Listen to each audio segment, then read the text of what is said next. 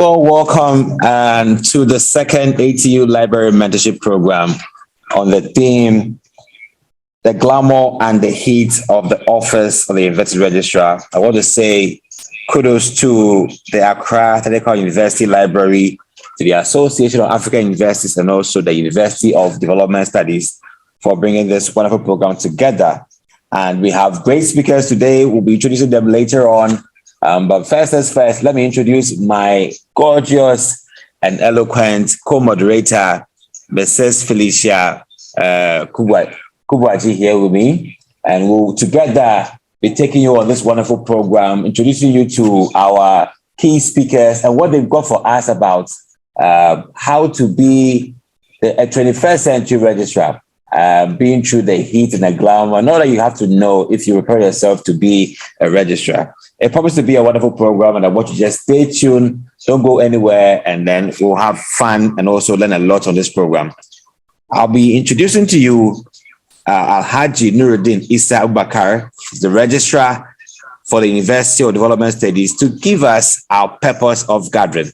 So Alhaji Nuruddin Issa Abubakar, if you're with us, want to give you the floor to give us our purpose of gathering. Alhaji. We want to appreciate the ATU for this initiative. It's an excellent initiative. It's a brilliant one. My name is Felicia Kubwaji, and I work here at the Association of African Universities as the Communications and Publications Officer. I think this initiative is excellent because, of course, without quality faculty, without a faculty who are empowered, it would actually be very difficult for us to achieve the kind of high quality higher education that we seek to transform Africa and to transform Sub-Saharan Africa and all the targets of the African Union that higher education is trying to achieve. So it's a very great initiative. It's a good platform where we are bringing astute speakers to actually share their experiences, to share what they have learned, all the lessons that they can to share with all of us. So it's a good platform for learning and sharing. Hello, Ms. Ajima, please, she's on. So welcome, Mr. Alhaji Nuruddin Issa Abubakar, Registrar University for Development Studies, to give us our purpose of gathering. Alhaji, the floor is yours. Thank you very much, Mr. Moderator, Mr. Ajimandako. Distinguished speakers, Dr. Paul Ifa, Foundation Registrar of UDS and former Executive Secretary of NCTE, now GTEC, Dr. Juliana Owusu Ansah, Registrar, African University College of Communication and former Registrar, Ghana Communication Technology University. The Foundation Registrar, Mr. Emmanuel K. Badai of University of Mines and Technology. Professor Amevi Akankovi, the Pro-Vice Chancellor of Accra Technical University. The librarian for Accra Technical University, Dr. Lawrence Cloquet. Participants, ladies and gentlemen, it is a great pleasure for me to introduce the purpose of this webinar. As you may be aware, the purpose of this program is on mentorship. As professionals, I did not mention that this is a very important topic because mentorship is central to who all of us want to be in life and in our careers. Mentorship helps us to develop our skills, make better decisions, and to gain new perspectives concerning life and career. What we need to know is that there's no end point for mentorship. In other words, one does not graduate from mentorship. Instead, mentorship is an ongoing relationship which allows a more knowledgeable or experienced person to guide and nurture the professional development of the young ones. Today, Mr. Moderator, I must say that we are very fortunate to have seasoned professionals as guest speakers to take us through this mentorship.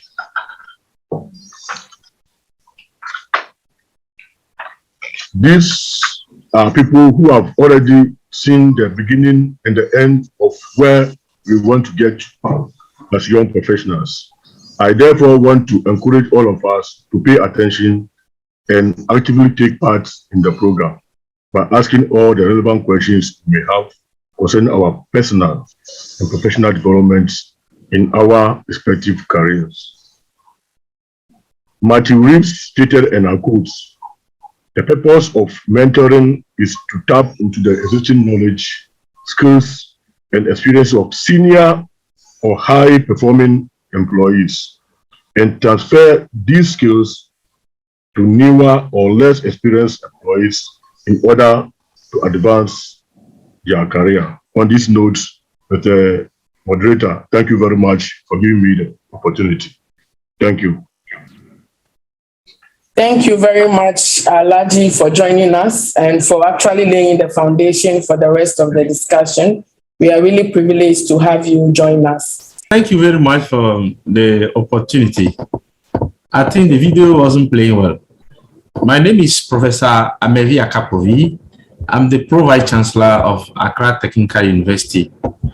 And let me start by saying that by addressing the university librarian, the head of academics, the head of the deans of various faculties and head of department, faculties and staff, all of you present here, I welcome you warmly to the second series of our mentorship webinar on the title today, The Glamour and the Heat of the Office of the University Registrar. I am particularly grateful to give this welcome address, and I'd like to share that the Office of the Registrar is one of the key offices in the university setup that can determine success of management and most activities. In the recent past, we organized a first series webinar, which put together a lot of university librarians, and they share with us the ins and outs, the ups and downs, and then the bless and blur of their offices. I think it has been very, helpful and educative. And I believe that when we look at what happened in the office of the registrar, today's own is not going to be a different one. At this point, even though I know you'll be introducing the various speakers, it's my pleasure to actually acknowledge the presence of the panelists. Starting number one from Dr. Juliana Osuansa, who is my own friend. I can see you online. The former University of the Ghana Communication Technology University, and actually the registrar of the African University College of Communication. Doc, you are welcome. I also like to welcome the Foundation Registrar of the University of Development Studies and former Secretary of the National Council of Tertiary Education, Dr. Paul Efa, who has been a friend and he has spoken at many fora, and imparting knowledge in leadership and mentorship. It's also my pleasure to welcome on this forum the Foundation Registrar of the University of Mines and Technology and a consultant to the higher education and management in the person of Mr. Emmanuel Bidai, who is also here with us. It's a pleasure for us that you have decided to get some time and be with us and share your experience despite your busy schedule. I will not stop by thanking also the Association of African University for their continuous support and collaborations that have brought us this far. They've been with us from the beginning and they support us to achieve successful webinar series. I am thrilled that you, our participant, have also made time to join from your various offices, homes, and then your cars, and wherever you find yourself. Today with the online, you can find yourself anywhere and be connected. I hope that as the webinar gets underway, more of you will join us and make this webinar very lovely. Now, turning to the page of the topics of today's discussion, I want to precisely touch the fact that for us is something that goes in line with the series of mentorship. Mentoring is a relationship actually to help individuals develop careers and professional identities. Mentors have played an incredibly important role in my own, development and upbringing, and in the life of many others. They have contributed in helping us, to develop our career, achieving our career goals by providing us, life experience and information that have actually given a shape to our future. And at this point, I believe that it's our time to also go back and also mentor others and share the same experience and contribute to their success and their development.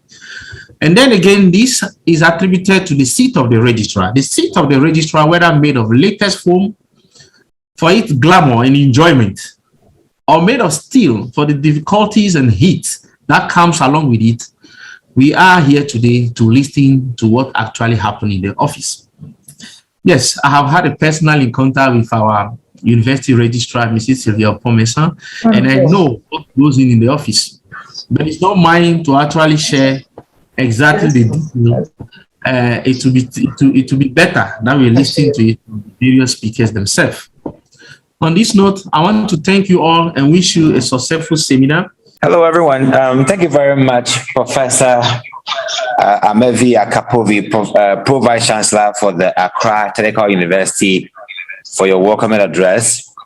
So, without missing words, we'll quickly move to introducing our special guest for the program, and we'll begin with the very first one, Dr. Mrs. Juliana Mami Esi Owusu-Ansah, who holds a Doctor of Philosophy degree in Business Administration from CAS European Institute of Management Studies in France, and then Master's degree in Public Administration, a Bachelor of Arts in Sociology with Social Work degree, and a Diploma in Public Administration, all from the University of Ghana, Legon. Additionally, she is a postgraduate certificate.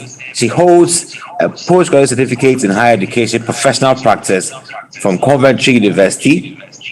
She's a fellow of the Higher Education Academy. She retired as registrar for the Ghana Communication Technology University in September 2020, and currently the registrar for the African University College of Publications at Accra.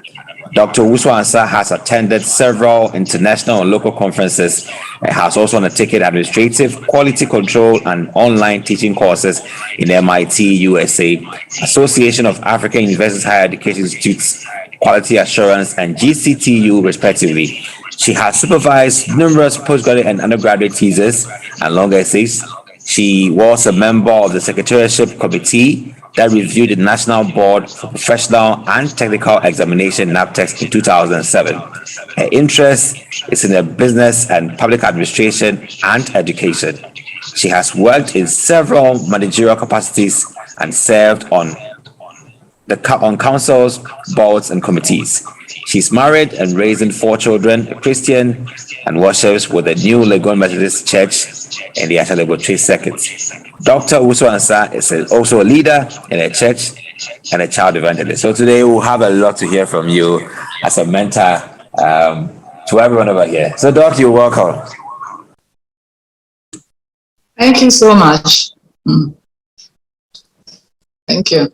So I'll hand over to my co-moderator, Felicia, to take you through a couple of questions that we have for you. Walking. So mostly we want to talk, but this time you talk the walk as an astute registrar and your experience. So let's talk the walk. Felicia, over to you. Thank you very much, Mr. Ajiman. And we are very honored to have Dr. Owusu-Ansah join us. As the Association of African Universities, I think one thing we have been promoting is women empowerment. We want to see a lot of women rise up to occupy, high-level positions. And so having you, immediately I got the list, I looked through, and I was quite happy that there was a woman in there. So we are very privileged to have you. I think one of the things Prof. Akapovi mentioned in his address was that the office of the registrar is actually a very important office. And so would want to give you the opportunity to actually start the discussion. Also because we have International Women's Day coming just around the corner. This is on the 8th of March. And so being the woman, we want to start the discussion with you. We want you to briefly take us through what exactly the role of the registrar is in supporting academic functions. what exactly is the role of the registrar and how can they really be effective and really work to ensure that that role is occupied fully and they achieve whatever the position is meant to achieve and is much more effective. If you can walk us through this, would be very much glad. Over to you, Doc. Thank you so much, Felicia. It's exciting to be part of this important program, mentoring people who can also rise up to become prospective, or they can also become registrars now or in the near future. Before I start, I know your question is quite packed, but I'm sure I'll be able to answer most of the, or dwell on most of the things that I expected to really enhance these young ones, including women. I want to acknowledge the presence or the message that Professor Akapovi gave us. We used to be colleagues at GCTU or GTUC, which is now GCTU. And I'm so excited. Thank you so much, Florence, for bringing me on board. I'm grateful to Ahmed and others who really referred me to you. Basically, working as a registrar, I'm sure the questions are packed and a lot of things are in there. There are three key things that every registrar will know, or if any aspiring registrar will have to know. And it's about the key things that we do. The first and foremost is that you are the chief administrative officer of the university, meaning that in the university, there is one person that is either the vice chancellor or not either, I mean, is the vice chancellor. I'm using the word either because if it's some other institutions, they call them rectors, and then private institutions, they call them president. This person plays these two key roles. He's the chief academic and as well as administrative leader of the university.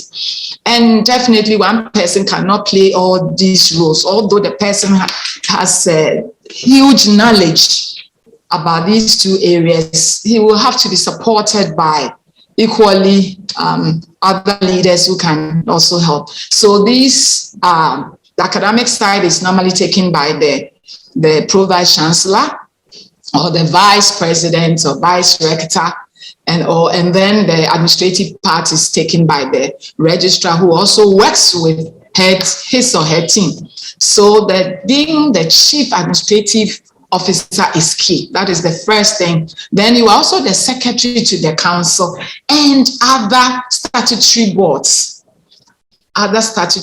So this is also important. Statutory board starts from academic. The council itself has its own statutory committees or subcommittees. Then the academic board also has several of that. And then when you even scale it down, others also have some other committees. So you are the secretary. However, you can, looking at this modern time, you can also go to the meetings with other people to support you.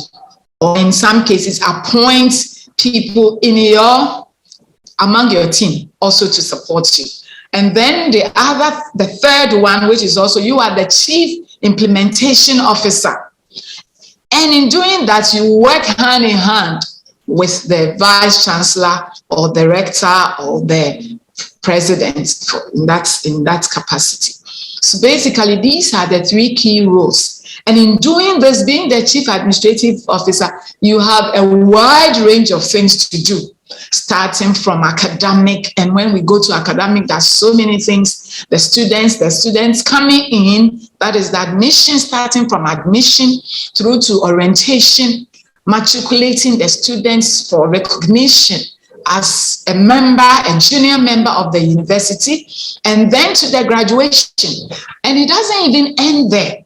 The graduation also, when the person leaves, it's likely the person is coming back to the same university or going to another university, international university or local university, and we need a transcript. We'll need attestation. So all these things are part of the work that you do. Aside the academic registry, this is where students' examinations are going to be held, results are going to be compiled, and then what have you. Then you move on again to other units, the HR, the Human Resource Department, which is equally wide and large. However, all these constituent departments or units that work with you also have qualified team members that they work with. So in HR, you'll be doing letters, appointments, promotions, welfare of staff, and all that concerns the human beings or the employees of the university. Those coming, exiting, those retiring, those maybe you have to ensure that maybe they are not meeting requirements or they have committed some kind of crime or any other thing that you want them to exit, or the person is retiring. All these roles are played by the HR in consultation with the registrar. So the registrar has a huge work to do. In some universities, the IT department or the head of IT even reports to the registrar. However, they also report to the pro-vice chancellor. So these are some of the things that the registrar will be doing, starting from registration of the student, anything about the student. The registrar will be working with some of the departments to ensure that these things are done.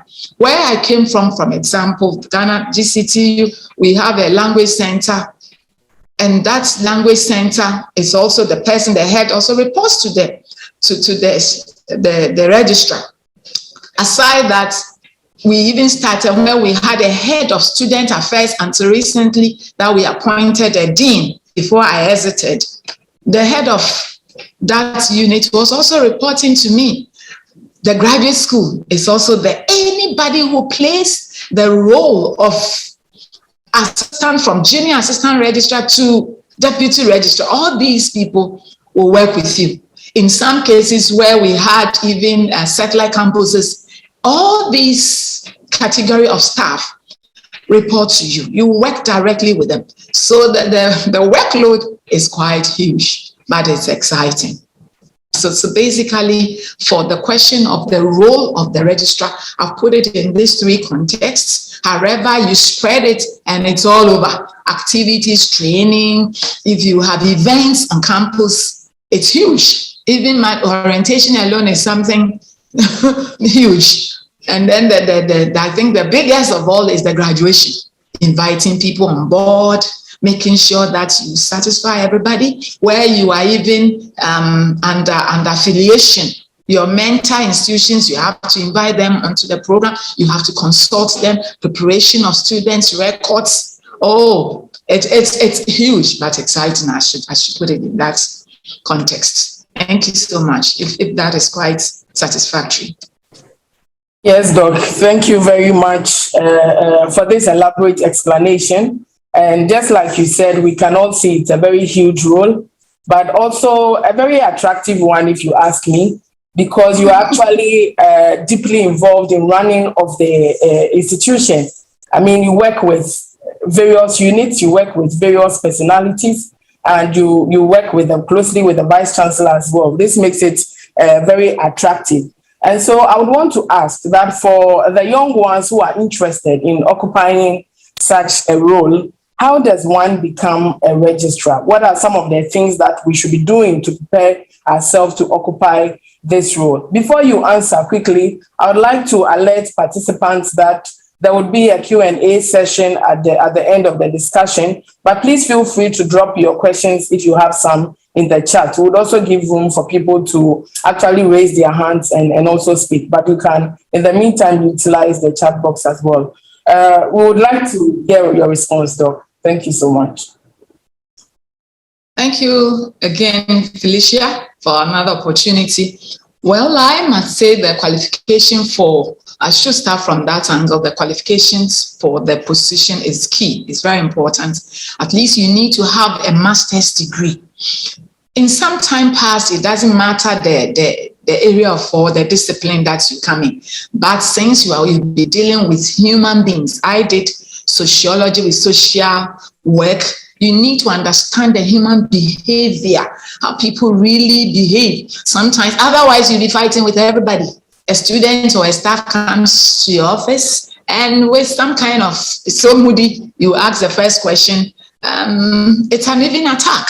So you need to, for now, in recent times, it's very important that you have this human resource background, but I wouldn't stick completely to that. Some may not have that background, but would have gone in to study some public administration or human resource. So that the most important thing is it must be a first degree. I must say that when I entered University of Ghana, I started, seriously, I had a humble beginning. Started even as a clerk, rose through the ranks, which is also very, very important. I'm not saying if you haven't been a clerk, you cannot be a registrar. But if you are coming from that angle, definitely you have to rise through the ranks. Again, even if you came in from outside as an assistant registrar, you may be fortunate these days, but if you are an insider, you must start from, being a junior assistant. And before you become a junior assistant, of course, you have to have a second degree. So if you are rising through the ranks, oh my dear, you will have to go through up to the principal or chief administrative officer or assistant those days in Lagos, where I started. Before, when you get your first degree, then now they call them assistants or administrative officers. So once you have a diploma or a degree, you can also start from that humble beginning, and then you rise up. Once you have a master's degree, it is also not automatic that because I have a master's degree, irrespective of the discipline, I can be promoted to become a registrar. It should be in your line of operation. It's also very, very important, because you cannot pick an accountant or somebody in an accounting field to come in, maybe in the same office that person can also rise to become a registrar.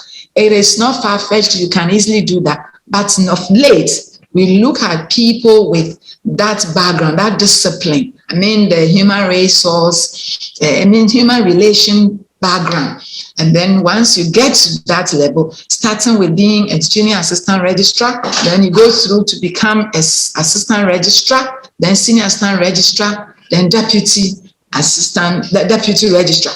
Even in some universities, they even have a senior deputy registrar. So all these ranks, once you have it, you should be able to apply for it. Aside this, if you have the qualification, as I said, it's just not automatic. If you are already in the university, whether technical university or any of the universities that we have, private or public, you should also, your human relations must be solid as well, because you are going to be on top. In some universities, you are even the third person. I remember where I came from to this place. Some of the staff will call you number 3. They will give you that nickname. So when you hear number 3 somewhere, Professor Akapo, I'm sure you remember that. They will just call you those names. But in other institutions, you can be number 4 or number 5 or even number 7. In some private universities where we have the founder and we have other maybe boards, the board that is the financial, they support the universities financially, the board of directors, then you come down to the council and all that. You should be about number 7 in that line. Then thirdly, you must have risen through the ranks. Maybe I'm repeating that. Have risen through the ranks, because I recall in some registrars interviews that I attended, that issue of the person had not gone through the ranks, didn't give him a plus, didn't add on to it. So these things are very important. You should be a hardworking person. Your integrity should also be very important, because you are going to handle almost every aspect of the work. It's a multifaceted position or area that task that you are going to handle, several of them. You must have a little knowledge. That's why even in my field of study, public administration or the human resource, we did finance, we did accounting, bits and pieces of that. I recall telling one of my heads of department, the finance director, there was something that he was bringing to the president, and I looked at it and I said, no, go break it down, because the director, the president, or for that matter, maybe the vice chancellor, didn't have that background. So break it down to the understanding of all every member on the management board or executive management board. So, and then I said, I have a little background, so I understand. But what about somebody who doesn't understand this? And I even told him, jokingly said, look, the two of us can be giving bank reconciliation, and we can work it and get score. But maybe you get an A and you will finish early because that is your field of work.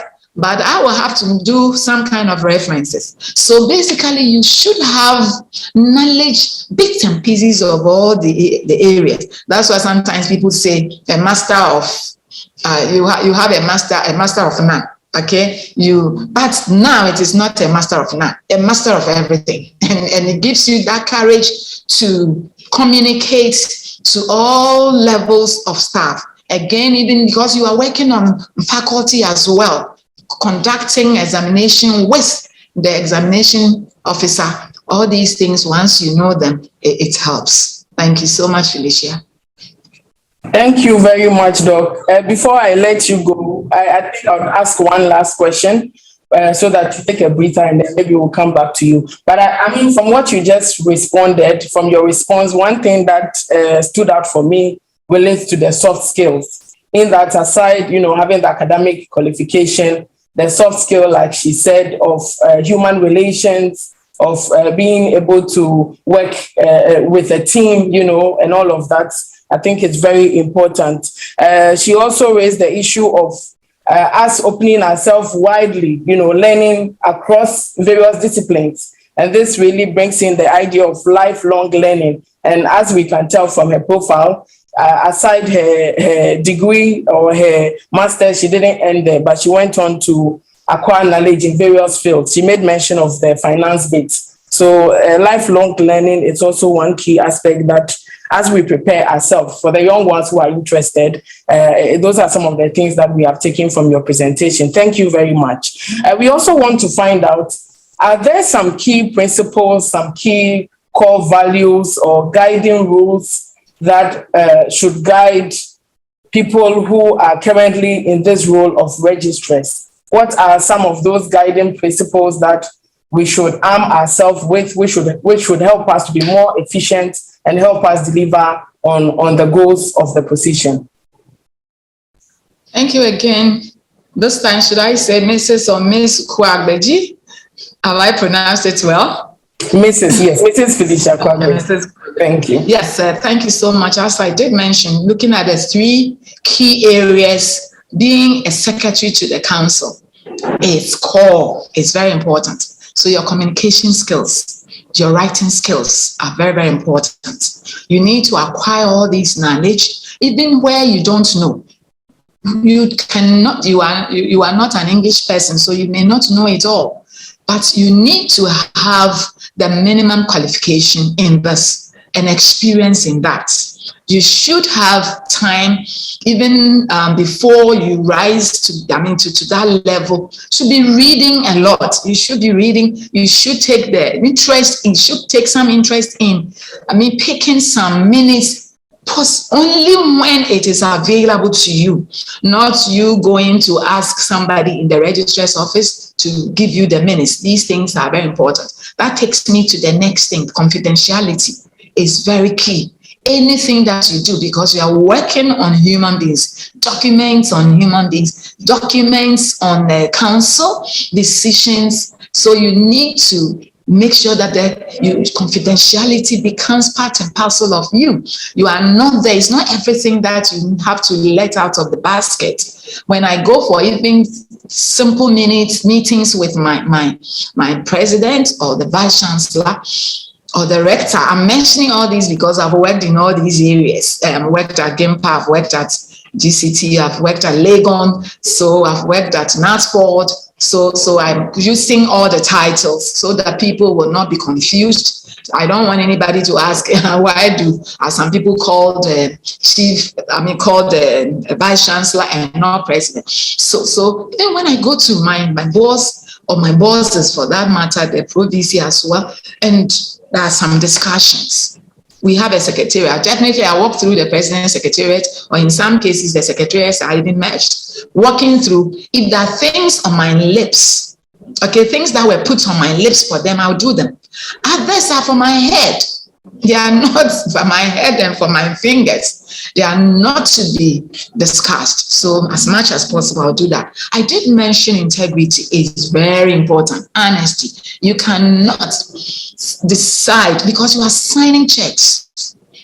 You are signing checks. In my universities where I came from and what I'm doing currently, I have the same category of signature with the finance person.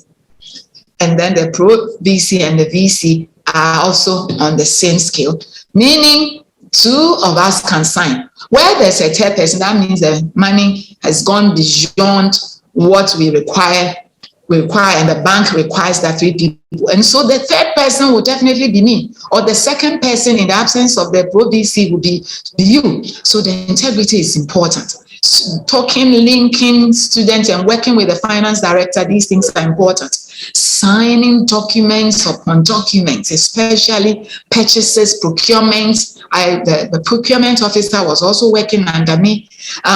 So you need to have this kind of honesty. Be sure of yourself. It's not every money that you can chop. It's only your money that you can spend on your salary. You should be satisfied and complacent with whatever you are given. And that is what you contracted yourself into. And so you need to accept that. Humility is also something that I will drum on. Is very important. Otherwise, as I said earlier, you'd be fighting with the faculty because it's like sometimes when they need something, say, no, give it to me or not. Recently, we had to, realignment, reallocation of rooms, and somebody came and said, look, you moved me, you signed a letter, and then the estate people have moved me. But unfortunately, I realized that I don't have the AC that I was enjoying in the previous office was better. This one I cannot work under that condition. And it was no, what do you tell me? You need to know how to solve my issues. As much as you are humble, I'm not saying be a carpet for people to walk over you. You need to be firm. You need to be firm. You need to criticize, but constructively. You're working with people. You have assistants that you are working with. A team, starting from your personal, your PA. You need to know how to talk. That's why the human relations is very key. So these things are some characteristics of a good leader or a good registrar. So as time goes on, I'm sure more questions will be asked. So I'll end that one here. And then once you am asked, I can add on. Thank you. Exactly. Thank you very much, Doc. I think we've learned a lot from you. Thanks for starting the discussion for the rest of our panelists. I think we can't wait to hear from them. So for now, we'll let you take a breather, and I will hand over to my co-moderator in the person of Mr. Ajiman, who will introduce the next speaker and then continue to engage the person. Over to you, Mr. Ajiman. Thank you so much, Felicia, for a wonderful time. Sorry, I can't hear you. I'm sorry, I can't hear you at all. Okay. I don't know about others. Yes, it's better now. Great. So I'll have to go again and say that it was a wonderful time with Felicia and Dr. Wusa and Sa. I learned one thing that, you have to keep things to your head and keep those to your lips. It's as simple as that.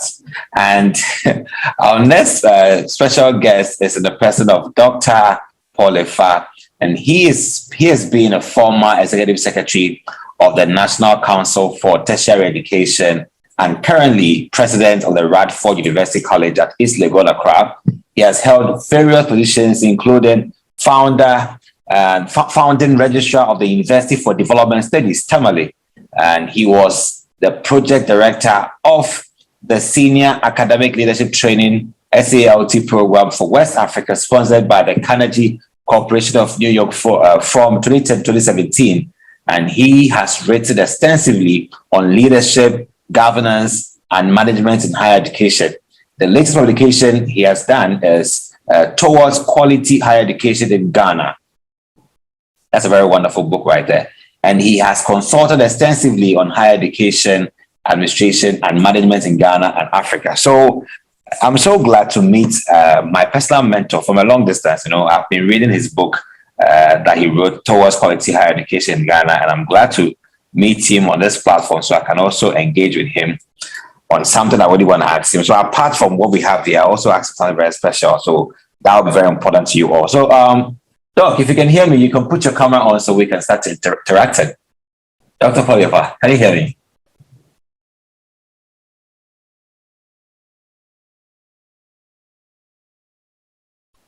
Hello, Doc.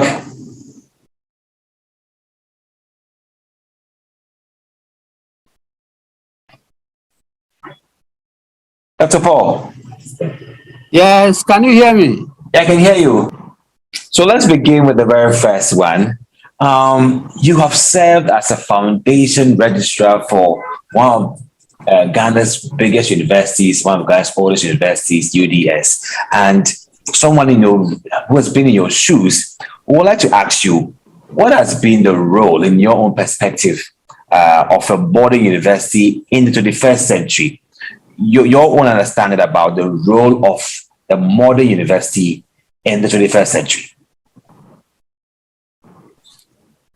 Okay, thanks so much, and let me congratulate the team that has put this program together.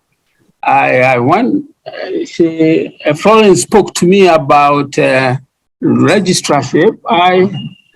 I said, why me? Because I left that role close. I was just checking today, and it's close to 3 decades, because I was registrar in 1993 and came back. I said, wow, this has been it's been a while.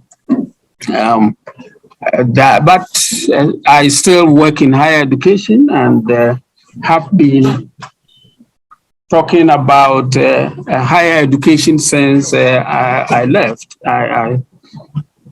So I can still talk about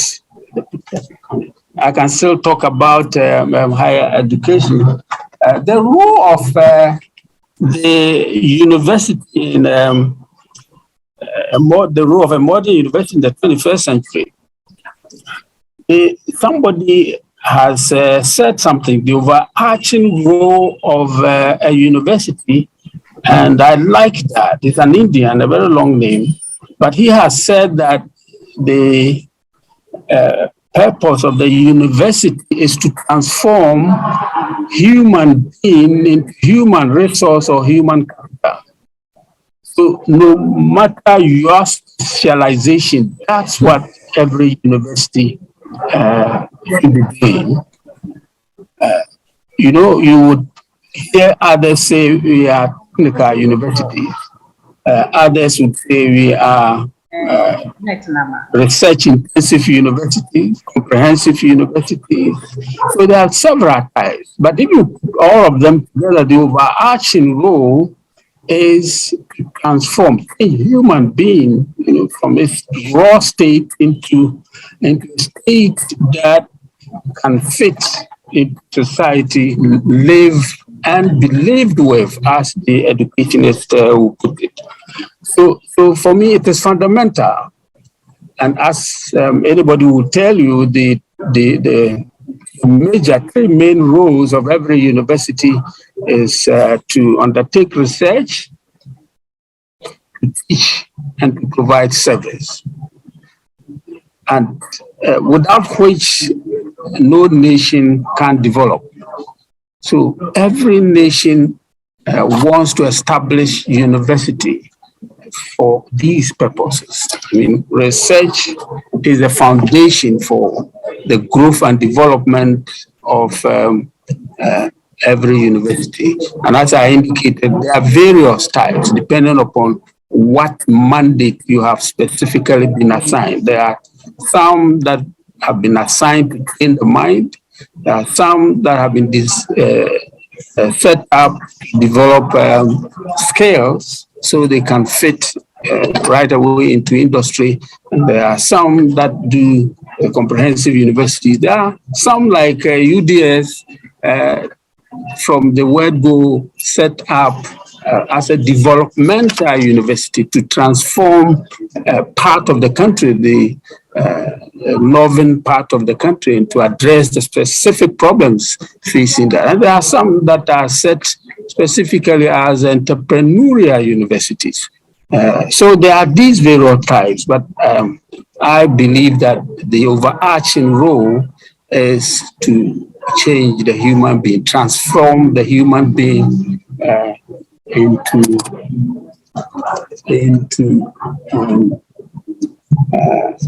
the human capital or human resource fit to live and fit to be lived, fit to help in the growth and development of oneself and of one's country and the world, the global world at large.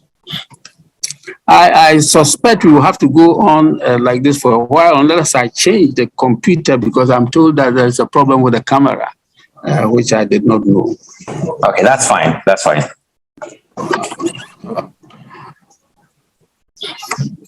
So that's my answer to your first question, that every modern university, every country requires a modern university.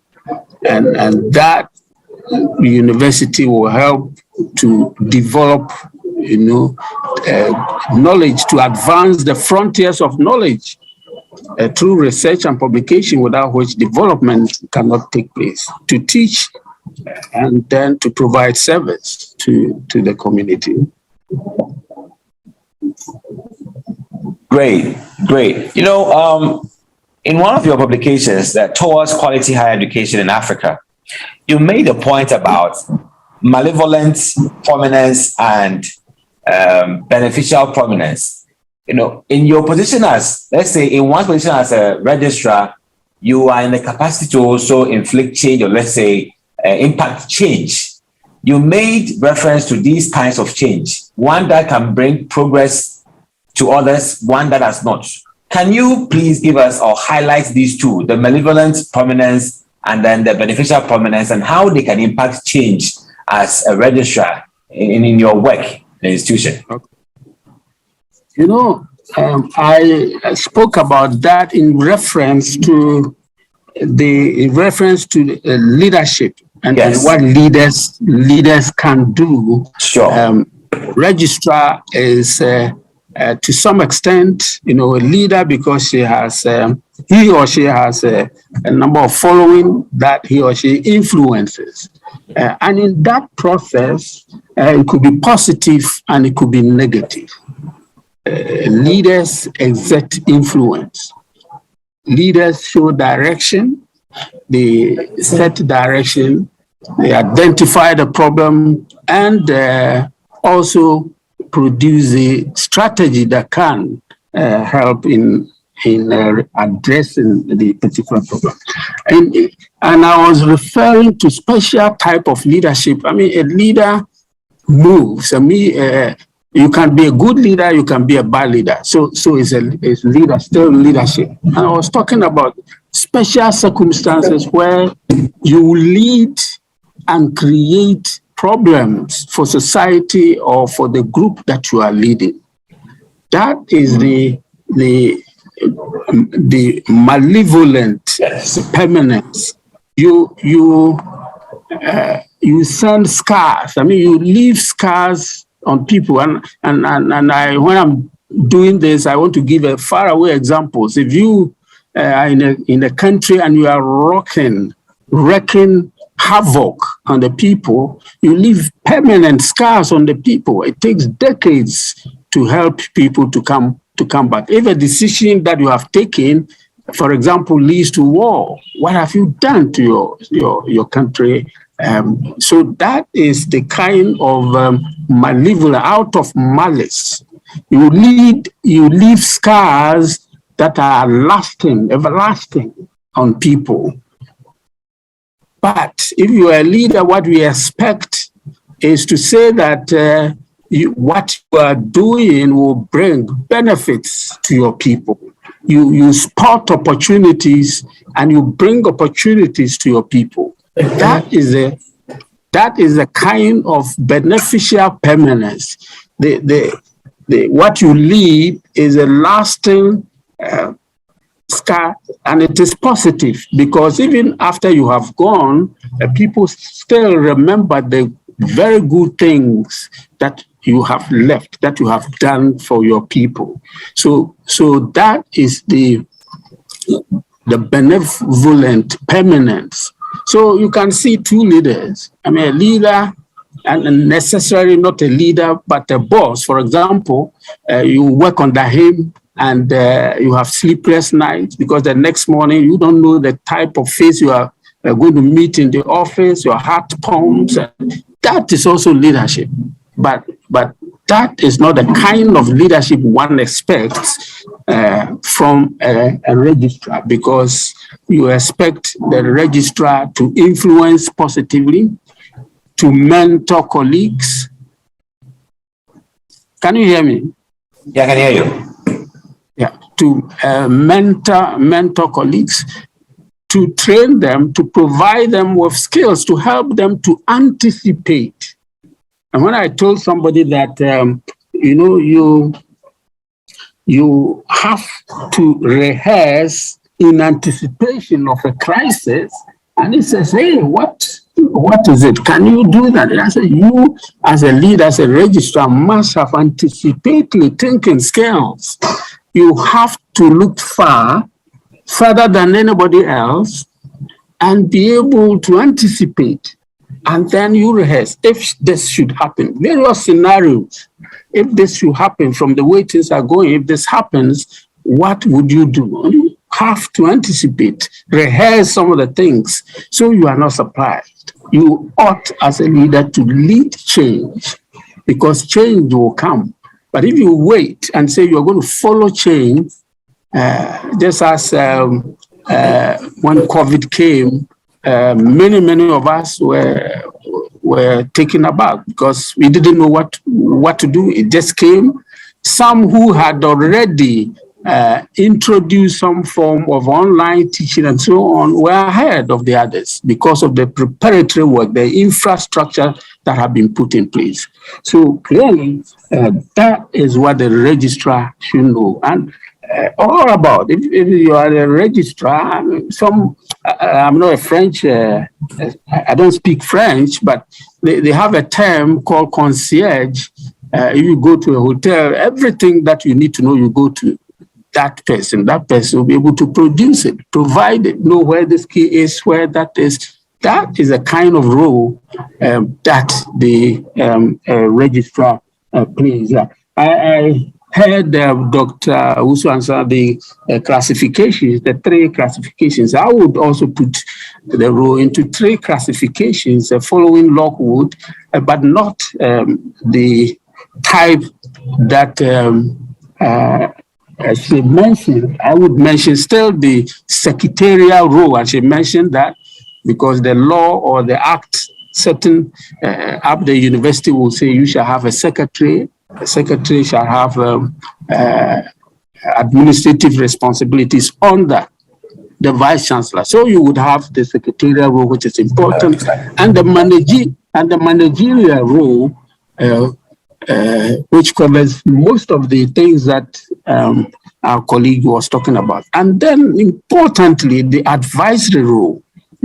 This is why you need to have a full grasp of the act, the statutes, all the regulations, and so on, so you can advise the entire system, council, everybody, because you are like a generalissimo. Everybody is coming for this, everybody is coming for interpretation, advice, this, everything, and you ought to be very knowledgeable about the registrar, and also share best practices. So you have to see further than everybody else and draw attention. And if you are one who anticipates, then you'll be drawing attention to things that are coming that you cannot wish away. You cannot live in oblivion. So it's a very, very important role that anyone will be appointed to play in a university as the registrar. That's a great one. That's so great right there. It's a follow-up to what you just said. The core functions in the university, we know that from the vice chancellor, you have the university council, the registrar, who plays a very instrumental role in there. How are these core functions in universities? How do you impact that modern university vision as a core function? You classify the registrar as being, let's say, a pivot to all these systems. How influential are you towards influencing your university to be that kind of modern icon in higher education? What is the influence of the registrar in this case? I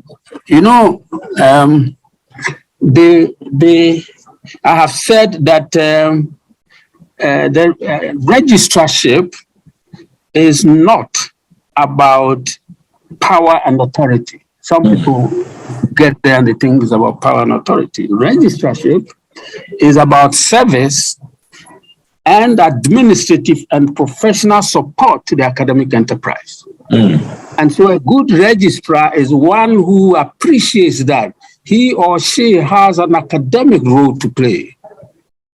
You are there and you get to appreciate that it is not a company, it is not a ministry, it is a special institution that is enjoined to produce an academic role.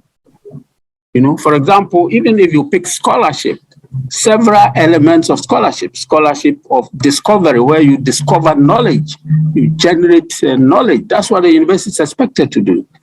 Scholarship of integration, how one knowledge area dovetails into another. Scholarship of application.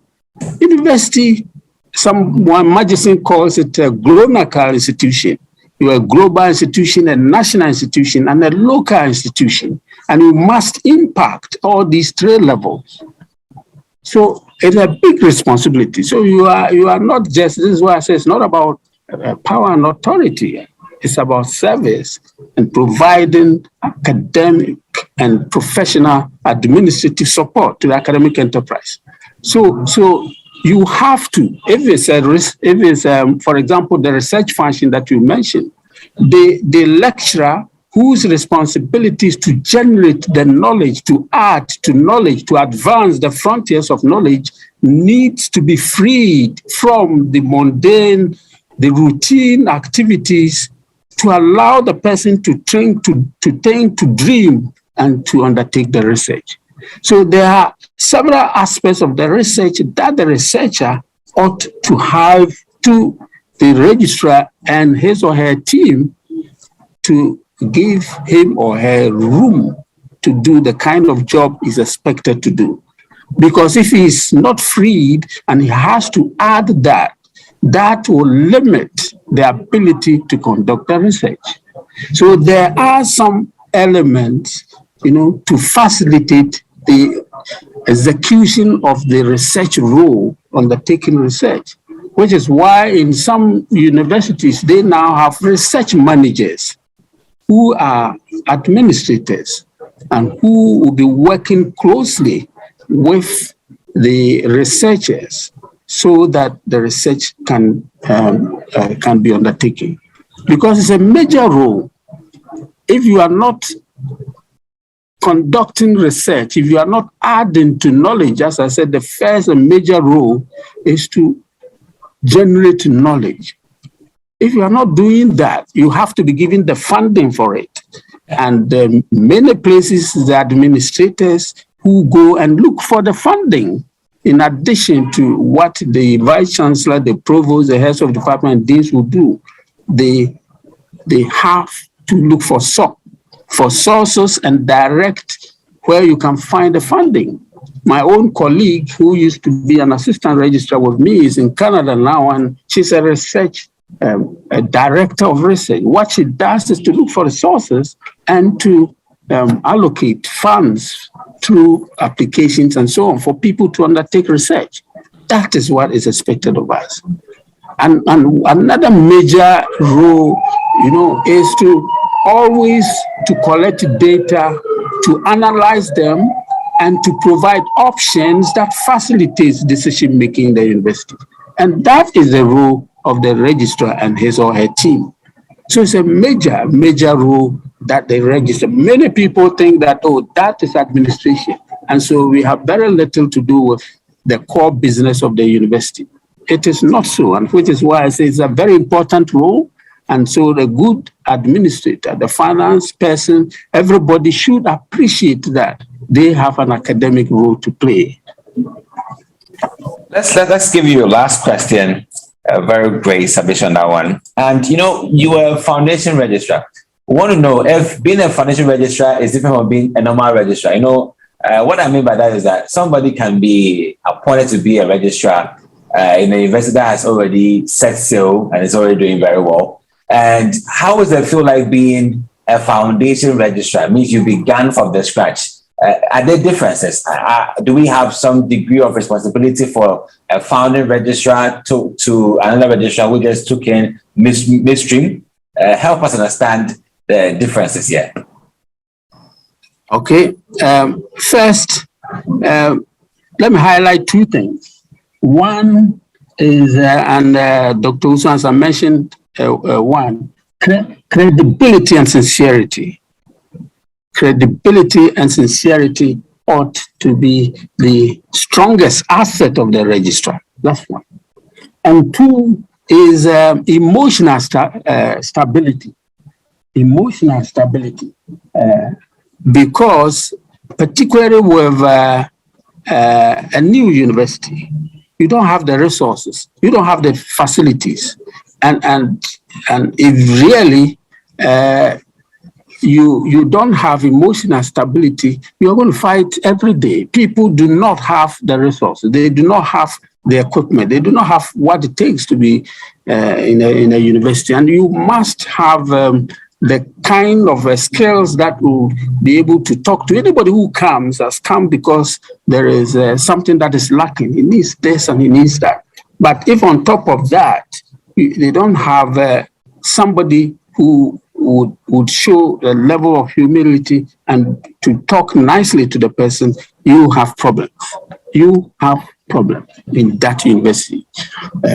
And again, since the structures are not there, your responsibility is to ensure that you assemble, you put all the drafts together. So there's a lot of, I recall, we didn't have an office in the residency. They gave us a room there, and the finance officer, myself, and the vice chancellor, we had shared responsibility sitting under a tree, and that's how I began to draft the first handbook. Drafting this under a tree. You have to seriously enjoy your job.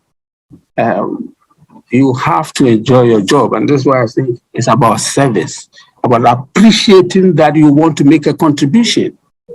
That is different from where the structures have been set up, established, and then you go and continue what is to be done. So leadership generally for institutions, we ought to appreciate the level of the stage of development to pick the right type of leadership, because it is not the same.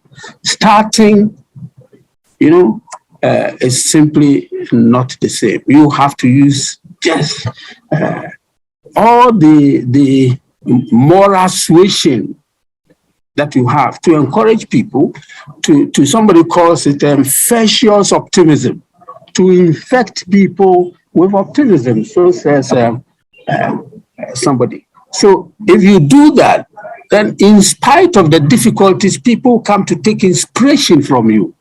They look at you and you are thinking positive. And they go and say, wow, it will be well. This, and put all the initiatives, involve the people and speak to them.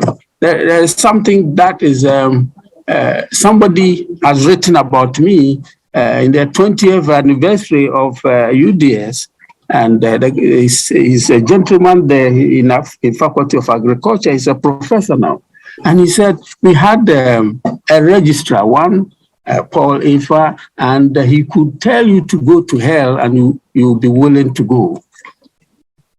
And when I saw it, when I read this, I said, wow, this is humbling, because there are people students who have come, they don't have water, and they planning to go on strike, and you have to talk to them. You have to give them all the assurances and to say, in the next 30 minutes, you would have it. You would do that. And then you are able to disperse them quietly. And leaders keep promises, and then the water comes. So you need this kind of demeanor to be able. It is not the same. I tell you, I have worked through in my career higher education, and I've been on both sides of the divide. Now, as president of a university, I know how it is, and as a registrar, I knew how it is. So I know both sides, and I tell you, it is not the same.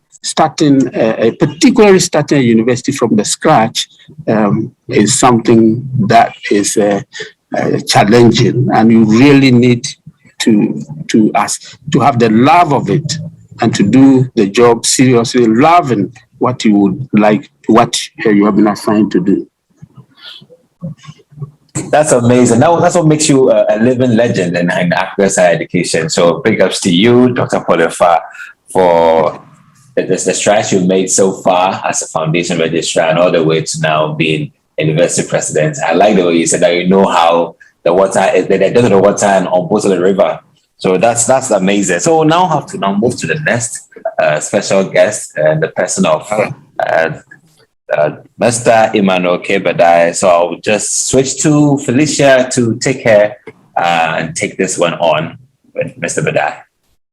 Thank you very much, Ajiman. That was a wonderful discussion we're having with Dr. Paul Ifa, who is very well known to the Association of African Universities and generally to higher education across the continent. One thing I took from him was that the Office of the Registrar is one of service and not one of power and authority. Thank you very much, which means we should really be willing to serve and to give our all in that position. Thank you very much, Doc, for empowering us and for sharing your wide and extensive experience with us. So moving on to engage the next speaker, who we are very happy and very humbled to have him join us. And this is in the person of Mr. Emmanuel K. Bedai, who is the Foundation Registrar for the University of Mines and Technology, and also a consultant in higher educational administration and management. I'd like to take the next few minutes to introduce him. Mr. Emmanuel K. Bedai is a consultant in higher educational administration and management. He's a teacher and an expert in institutional affiliations in higher education. He has degrees from the University of Cape Coast, from GIMPA, from the University of Ghana. In addition, he has had training in higher educational administration and management from UK, from France, and the Netherlands. He was the Foundation Registrar of the University of Mines and Technology in Takwa, which is the only mining university in West Africa. He has over 30 years experience in higher educational administration and management, having risen through the ranks to the top in a university. Mr. Bedai has served on search committees, either as a chairman or as a member, to search for university registrars and directors of administration for a number of public universities in Ghana. He has served as an external assessor for appointments and promotions of senior members in a number of public universities in Ghana. He also assesses dossiers of senior members for promotion in some public universities in Ghana. He serves as a resource person at registrars' annual review meetings of some public universities in Ghana. He was once the chairman of the Committee of Registrars and Finance Officers of the public universities in Ghana. And finally, he has taught courses in the University of Mines and Technology in Takwa.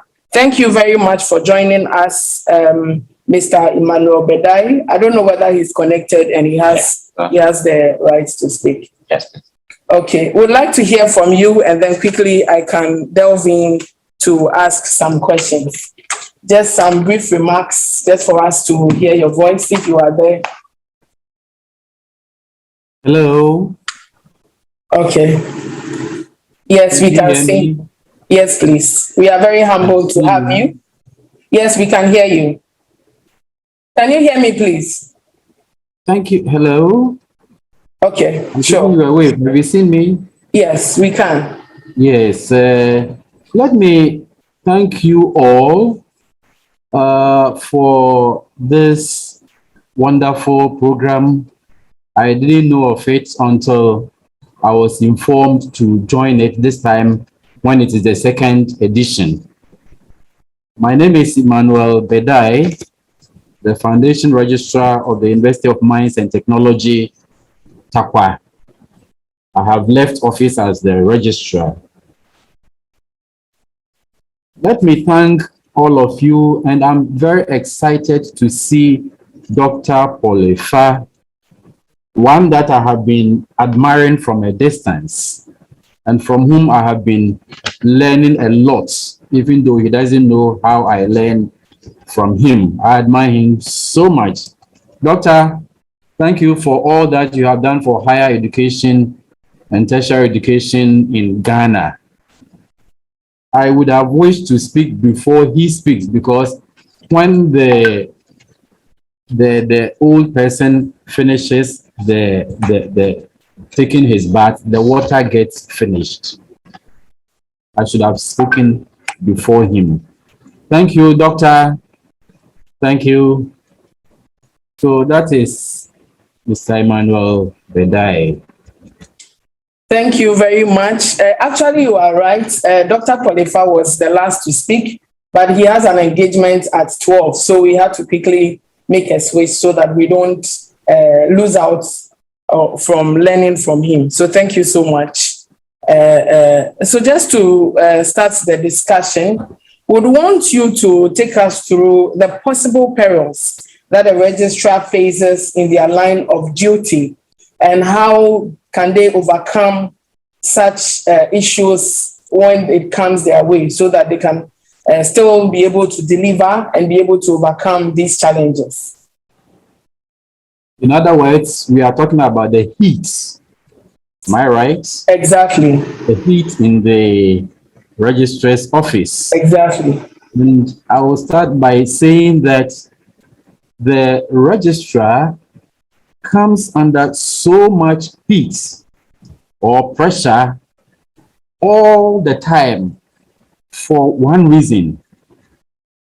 There is a lot of demands on him almost all the time from various angles. And most of the time he has to respond to a number of them, if not all of them, at the same time. That is where the heat comes. He has to attend to students who may not be patient to be waiting on him. And there will be parents around who may need his support in a way or the other. There could be lecturers who would want him to do something for him, maybe very urgently.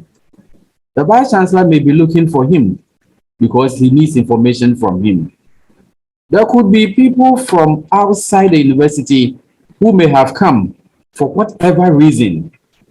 So it is the myriad of demands on him as a registrar that puts what I think we are all calling the heat on the registrar or in the registrar's office. Indeed, the registrar has to be circulating policy decisions of council, academic board, and all important meetings of the university, some of which may be time-bound, in the sense that if he doesn't go by a certain day or date, he will be defaulting. He must complete outstanding minutes and reports, out of which he will be able to issue out information and instructions and notices and so on to the university community, and sometimes even outside it. He doesn't have a closing time, so to speak, because there is so much on him all the time, such that he will all the time be doing something. He doesn't have a closing time, but he has a reporting time. Indeed, most of the time, his reporting time is earlier than the usual university reporting time. The reason being that, as I've said, there is almost always so much on him to deliver. So when everybody is gone, he is there working. He deals with all manner of people, including the university's publics internal and external. He serves 2 bodies and 2 masters. The registrar serves the chairman of the University Council and the University Council itself. He serves the vice chancellor and the university body. So he has 2 masters and 2 institutions, even though both council and the university are one. They are not exactly at the same time doing the same things. So he has 2 masters and 2 bodies. Indeed, he has to be able to play between the 2 masters very, very, very carefully. In the unlikely event, though, that assuming the chairman of council has issues with, say, the vice chancellor, the registrar is the secretary to council and therefore subservient in a way to the university council chairman. The vice chancellor is his direct boss. How does he play between them if there's a problem? So he can come under so much heat that sometimes he may have to have some cold water poured on him. In fact, all these deliverables, as I've said, are expected to be given sometimes at the same time. He is the one who is blamed for all the woes of the university. If somebody doesn't get a promotion, the registrar didn't promote me. Forgetting that the registrar is only carrying out the decision of the Appointments and Promotions Board or committee. If something doesn't go well in the university, the registrar hasn't ensured that we get all that we are supposed to get. He takes the blame. So, in effect, his office is glamorous, yes, but it is not so much of an enviable position because he must also be able to stand all the pressures that come on him. So I will only rehash a few of the points that have already been spoken about by my predecessors because they are important. Dr. Polifa has just said he must be emotionally balanced. If he's one who crumples easily under pressure, then he is not the registrar we are talking about. He should be a strong person. Strong not in the sense of being haughty, but strong in the sense of being able to withstand the pressure. And therefore, he should be patient to be able to deal with all manner of people who come to him because they have different requests. Somebody who doesn't even know the registrar can start blaming the registrar when he doesn't get admission. He's only entering the university. The registrar didn't admit me, as if it is his direct responsibility to issue out admission letters or even check the veracity of people's documents and so on. Even though I know admissions and therefore academic issues are all also under the office of the registrar. But there are scheduled officers whom the registrar supervises. But he can easily take a blame, especially people know him around and he doesn't get the person doesn't get the admission. My friend, the registrar, even didn't admit my child, my daughter, and so on. So these are the things that make the registrar's office sometimes uncomfortable. But indeed, if you know how to play your cards also, you will enjoy it because then you are able to know how to deal with different people at different times. So if your temperament as a registrar are such that people cannot deal with you easily, you have to check yourself and go through some surgery to become malleable. The registrar is one who is the unliked person in the university. Because as I've said, because he carries out the instructions and the information and the policy for people who read the policy and the instructions and so on, which may not go to their favor, think that it is the doing of the registrar. Sometimes they forget that it is the same registrar who also issues out information on good issues, good matters. That one, it is never spoken about. But when the issues are negative, they are not to their favor, this is not in their interest, then it is the registrar who has done it. So these are the things that put heat on the office of the registrar. And that is what some of us have gone through over the years. But it has made us also better persons because we now are able to relate with all manner of people, even outside the university. Thank you very much, Mr. Bedai. I think that's some good lessons that you have shared over there. So what can a registrar do to assert himself or herself or to be seen as a proactive registrar? What exactly should they be doing so that they distinguish themselves in this role? The registrar must be one who is able to move with all people, whether they are leftists or rightists, pardon my language, wherever the people are, you should be the type who should be able to move with them. You should be able to stay in between factions. There could be factions in the university, but you should be able to stay neutral and go through them. Otherwise, he cannot stand. You should be able to become emotionally balanced. He should not crumple easily under pressure or under criticism.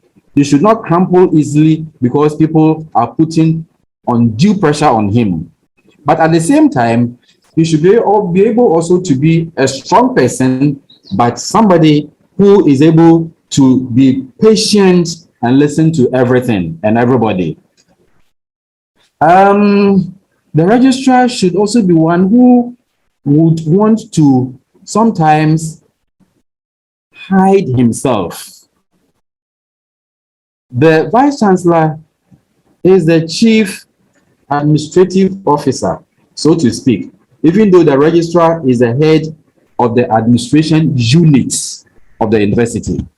But the vice chancellor is the chief administrative, chief academic, and chief disciplinary officer of the university. So when it comes to showing the face of who the boss is, the registrar must play to the vice chancellor. He must work very closely with the vice chancellor. If possible, speak the same language with the vice chancellor when they come public. He may have had his own issues with the vice chancellor, but that is done in the chambers. I had my vice chancellor who would say, come over, and then we had a place we sit. He gave it a term. Come over to that place, and then he used that term. And there, only the two of us. We would argue out all out things that we do not share, things that we do not agree on, and all that. But immediately we come out of that particular room, you will not see the vice chancellor and the registrar disagreeing in public. It is not done. So that's what I mean by he should be able to hide himself.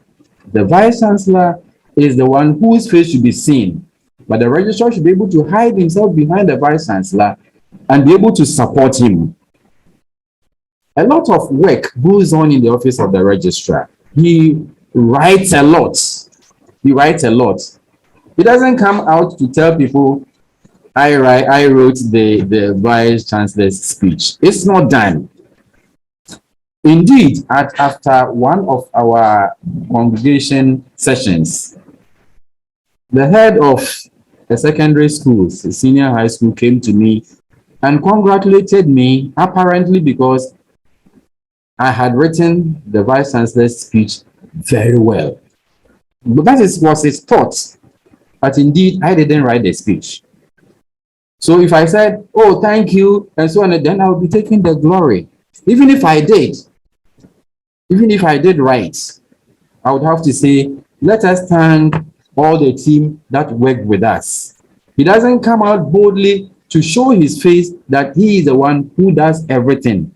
Indeed, as I've said, he writes a lot, he does a lot of consultations, he has attended several meetings, but he always has to play to the mandate of the vice chancellor.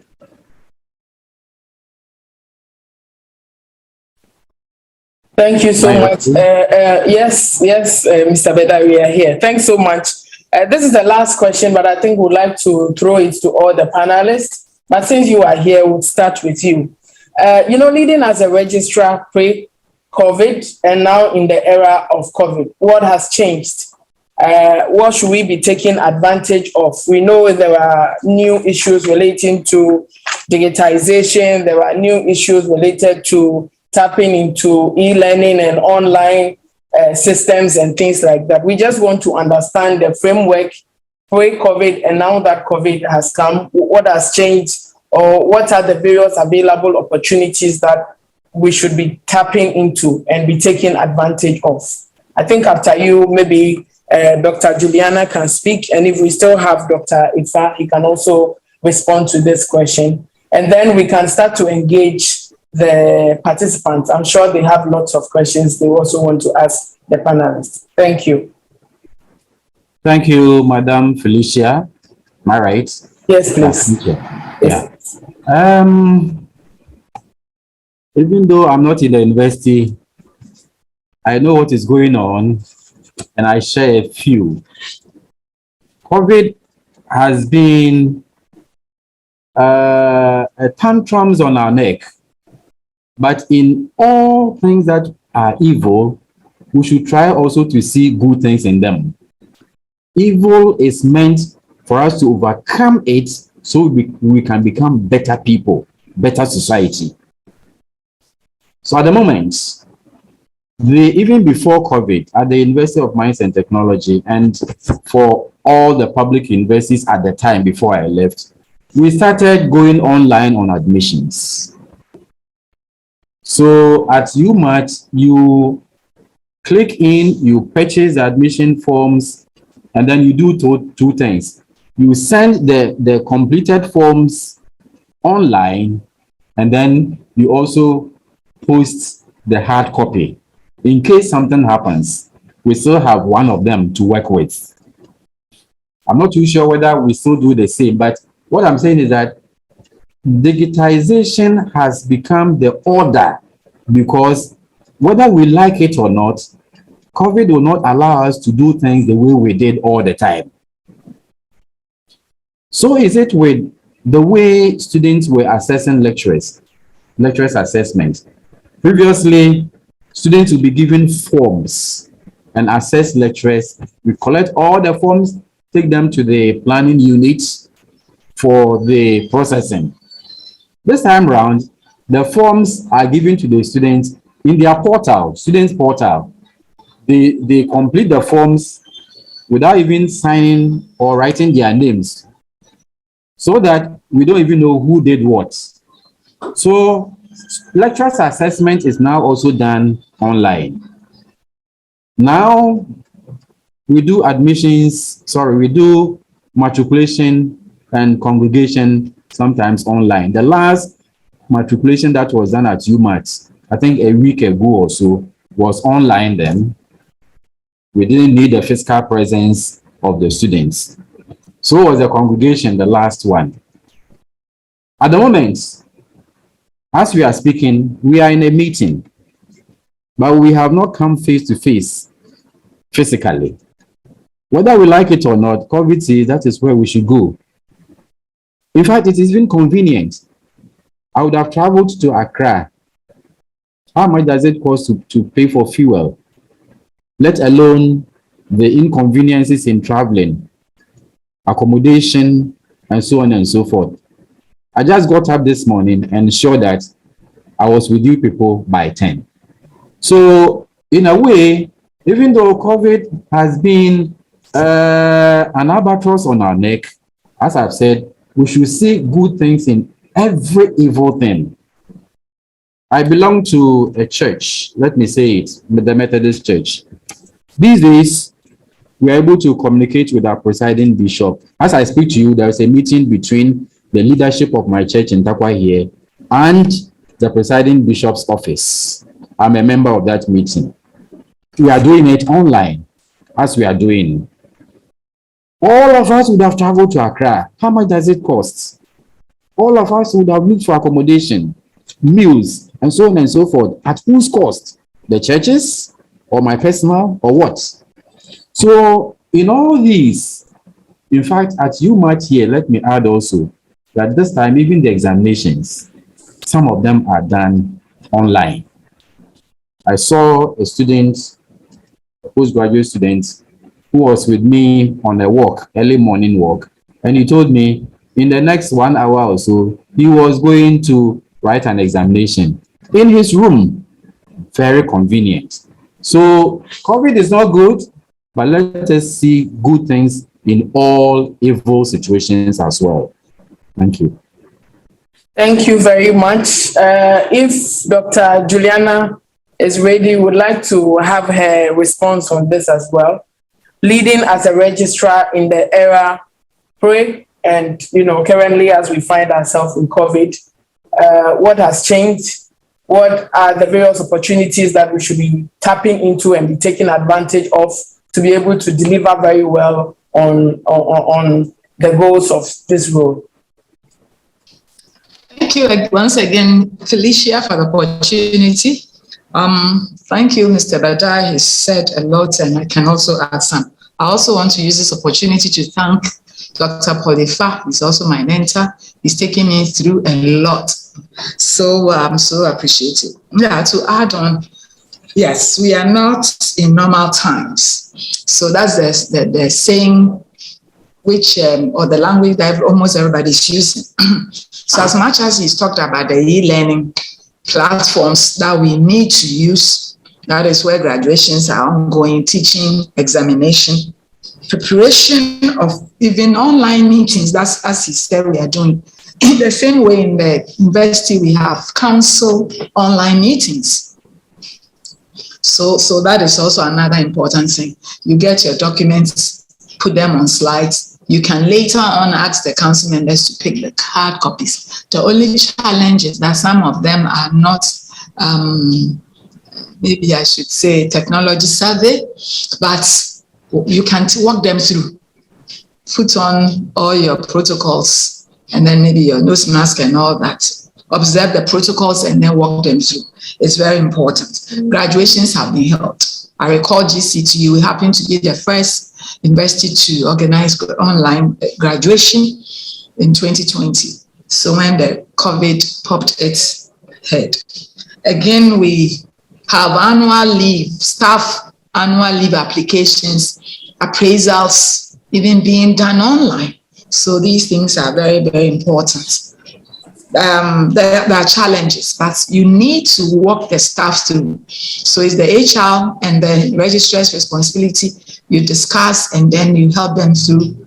The IT office will come in and then we'll walk all the staff through. It will be a training, an online training, step-by-step information for them to know what to click and all that. Interestingly, at GCT, when this thing came up, we wanted to do even just instead of the students always coming on campus, we wanted to start it. Our e-learning platform was established, and the gentleman, when he presented it at the academic board, nobody will even agree to it. He was so sad that I encouraged him. And now he's done his PhD and he's taking people through. I only told him that sometimes if people don't know how to do things, that is when they will object or decline, and we don't want it. So just call them one after the other, teach them, help them out. And once they know how to do it, they will always come on board. Thesis supervision are being done online. So this can also be done once you know which icon to click on. You walk your students or the lecturer through expecting that the person will understand, will give you feedback as much as possible. There are various platforms that you can use. We have the Google Teams, we have the Google Meet, we have the Moodle, we have the what we are even using, the Zoom and all that. And then the black box, you invest in IT department, websites, offices, and all that you know or we are creating. We'll have to come on board to help establish all these things. We have the e-payment platform as well, which is also very important. So all these things are now available in the universities and they are being used. So these are some of the things that we are now working with. Gone are the days when people pursue PhDs or further degrees or higher degrees, and they do them online, and the university will tell you, we don't recognize this. But thank God, all of a sudden, when COVID popped its head, everybody is supporting this. So it's a beautiful way to go, and we are enjoying that. It makes life even easier. Looking at the traffic, if I had to drive through to your place, I'm sure there will be some kind of delays and lateness. So we are really, I think we've embraced all these e-platforms and the e-learning platforms very much. So it's helping. It's really supporting academic work, administrative work as well. Thank you.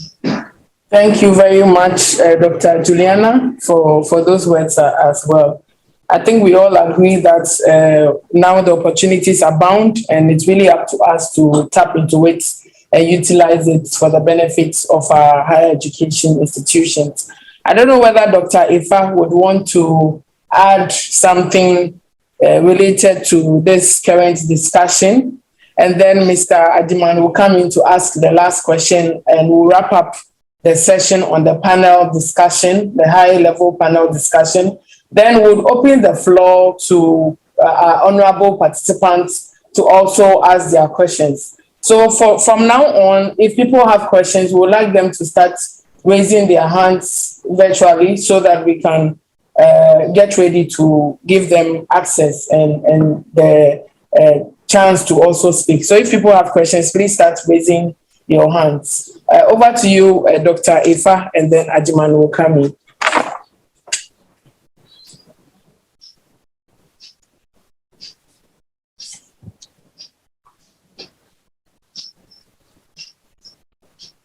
Dr. Ifa is muted.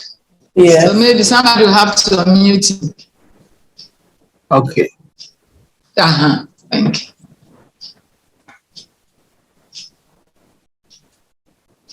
Dr. Ifa, briefly, as you are coming in, I'm sure after you comment on the issue of how best we can tap into the various opportunities provided to us by this current situation, you can move on to speak on the outlook for African universities in the next 10 years. We want to look ahead, looking into the future and taking a closer look at this role. How does it look like in the next 10 years? and how should we prepare to position ourselves as registrars to contribute more effectively to the universities that we serve.